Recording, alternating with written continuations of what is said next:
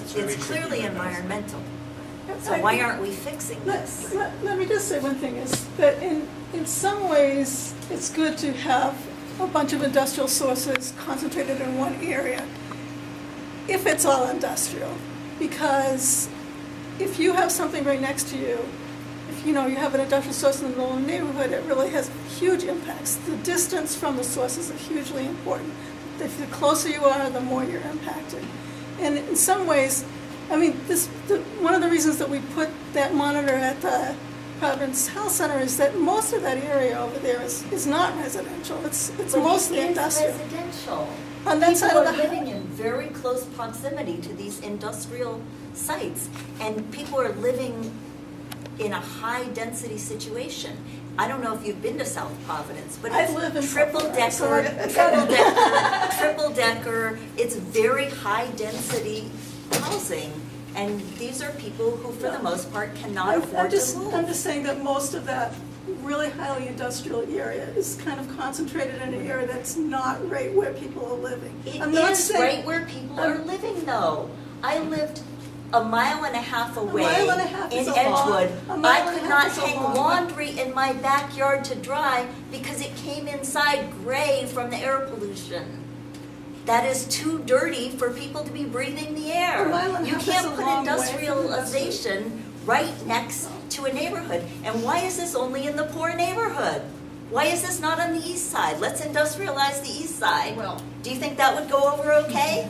No, it wouldn't. Absolutely not. That wouldn't work. I think that there does need to be a lot of planning that goes into like what happens in the future with that whole port area. I think it's really important. I think the city, I don't know if you can speak to that, but I think the city is involved with some of that planning.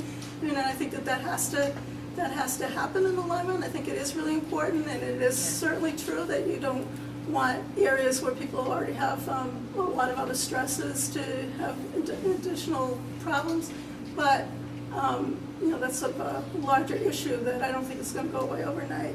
In the meantime, DM I think tries to make sure that people are complying with all the regulations, and that's not always regulations are not stringent enough. If you're saying that level of pollution is okay, but we don't I'm a healthy person, and I cannot breathe when I go through South Providence. Something is wrong here. You have to agree. Some is natural. We had a problem at a place out in Coventry, and it turned out it was from something out in Pine Tree causing a black sooty substance. The air pollution in South Providence is not from a pine tree. No, but it's from the dirt. It's not some from of a it's pine the tree. dirt. It's in the grass. I mean, you've got some of it's natural. It's from the grass. It's from the dirt. It's not all from industrial, and you're quite far from the port. Like, I wouldn't think the port was impacting you at all from where you are. You're that far from the port. Like, if you lived, I don't think there's any houses down at the port. Last I went down there, Allen's Avenue was all the port area, the power plant. I've been down. These houses are within, though, a quarter of a mile, a half mile, and the air travels. It's not safe to live there, and a lot of people live there. This is a community We haven't seen levels that is being directly impacted not only by automobile traffic, but by industrial pollution. And it's not okay. It's not okay. So I came here to really make that point. I mean, I'll bring the message back. This is not okay. It's not. I'll bring the message back, but you should call in. If you have a particularly bad day and you just call the Office of Compliance, That's it's every all day. you have to do. Just It's call in every every day. day. It's every time a child goes to the emergency room with an asthma attack. It's every single day. So I guess speaking of asthma stuff, I think we wanted to have this meeting to share this information. It's complicated with asthma because it is really hard to connect cause and effect a lot of the times with it. We know that there are many different factors, so we can't say decisively that the things that we are reporting on in terms of highly related air pollution and other factors are known to both cause and trigger asthma. We know that there are a lot of other factors too, and we know that excuse me, housing conditions and a lot of stuff happening inside homes, and obviously the the air outside and inside exchange and are related to each other. And so We know that these are a lot of the factors. We are in the middle of a kind of planning process to start thinking about the next phase. Kind of historically, the CDC funds have been primarily directed more at kind of indoor factors, but there is kind of a growing effort to look at air quality in general as well. And so, we're really excited to be collaborating with DEM and a lot of and with the Department of Health has a lab as well that does a lot of the kind of hands-on work with the equipment to do these tests. And so we definitely think there's a lot of improvements to be made. There's a lot of areas that we can work on together, and part of our hope in doing these community meetings is to find people who are interested to be working with us on doing that, and really being advocates and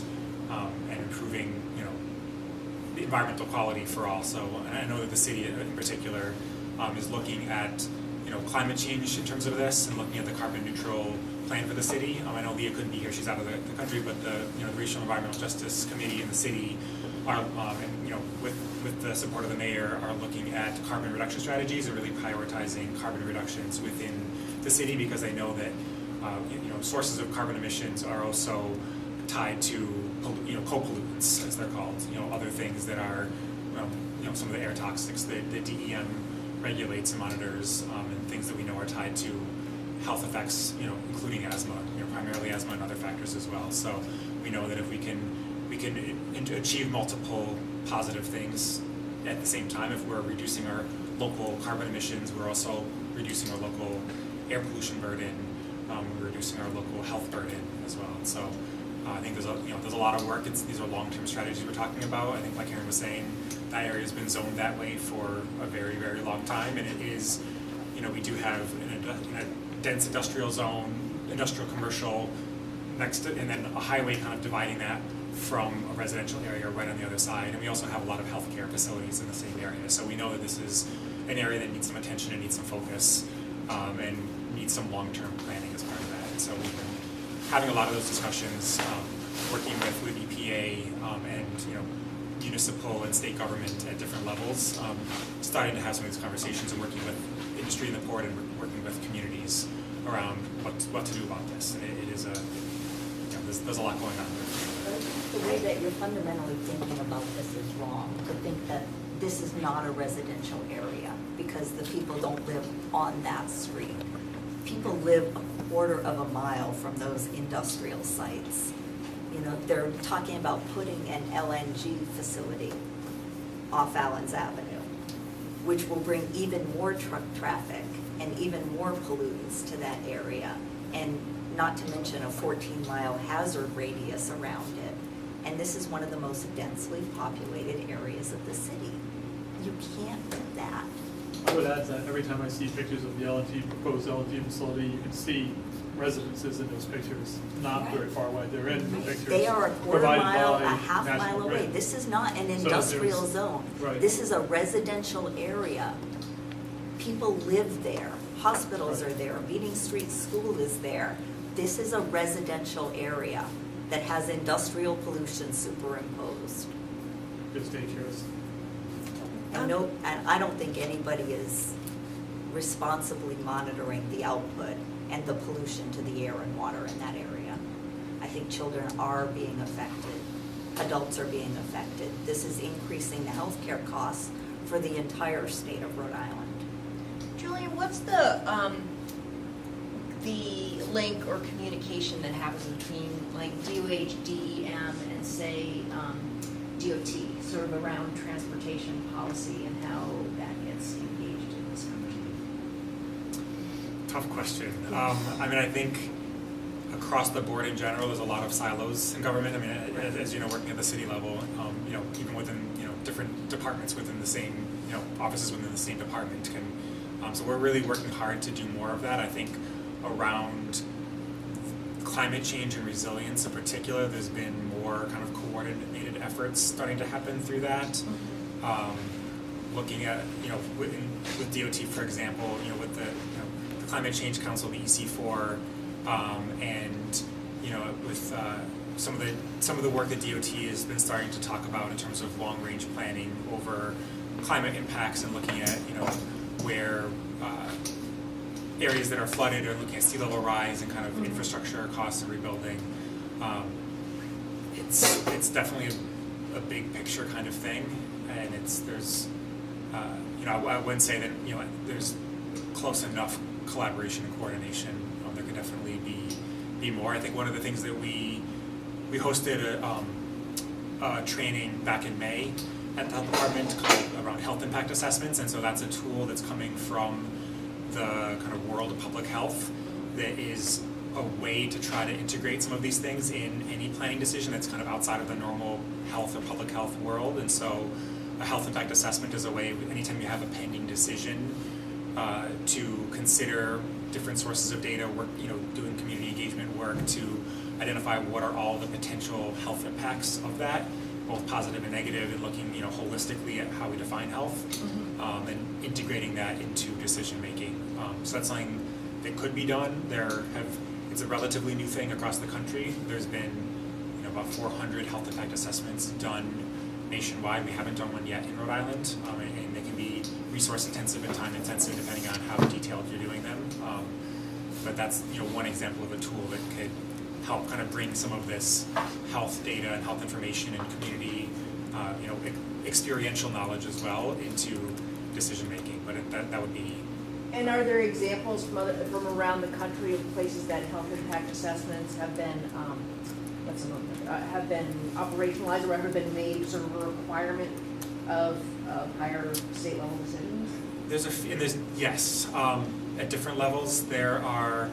I know Washington State has more like a rapid HIA, more like a desktop HIA, so it wouldn't involve kind of extensive community meetings and really kind of doing new data gathering and new research around it, but kind of doing like initial literature review and a scan and what is out there, and to inform once any decision gets to, I think, the state legislature to a level of kind of coming to a floor vote, part of their process is to do this, have the health department do a check and kind of see what that looks like. Harris County in Texas, the county around Houston, has a health impact assessment kind of built environment team, and so they've been using health impact assessments to look at where to rebuild neighborhoods that have been consistently flooded out year after year around things, and looking at kind of how to prioritize and work with communities around rebuilding and climate change impacts there. Massachusetts has something on the books. I don't know what's required to do an HIA, but they have done some health impact assessments around highways. Is it required? There are some examples of it. It would just be interesting to see that regularly factored into not just about highways, but about public transportation funding, about all kinds of other problems. And I think in terms of bigger picture transportation, things like you were saying like that, other recent examples I think of where we're making some improvement in this area as a state would be, for example, the use of the VW settlement funds. And so that's an example where we have a source of air pollution from, just like we were looking at here. That was for nitrous oxides, nitrogen dioxide, which wasn't one of the pollutants that we were looking at in this study, but is associated with traffic as well. And so taking the settlement funds from Volkswagen and using it to start the electrification process of our buses, prioritizing electrifying bus routes in urban areas, in asthma hotspot locations. It's a dozen, 20 or so, 18 to 20 buses that we'll eventually have, which is a step in the right direction, but there's definitely a lot more trucks. There's not just buses, but you can think about school buses and truck fleets. There's many more. I think all vehicles eventually we start thinking about electrification and reduction of emissions long term for all of it. Right. But especially diesel engines are But a we're major doing a lot factor. of work So on that, the diesel engines and replacements and getting grant money there, has the books on that program.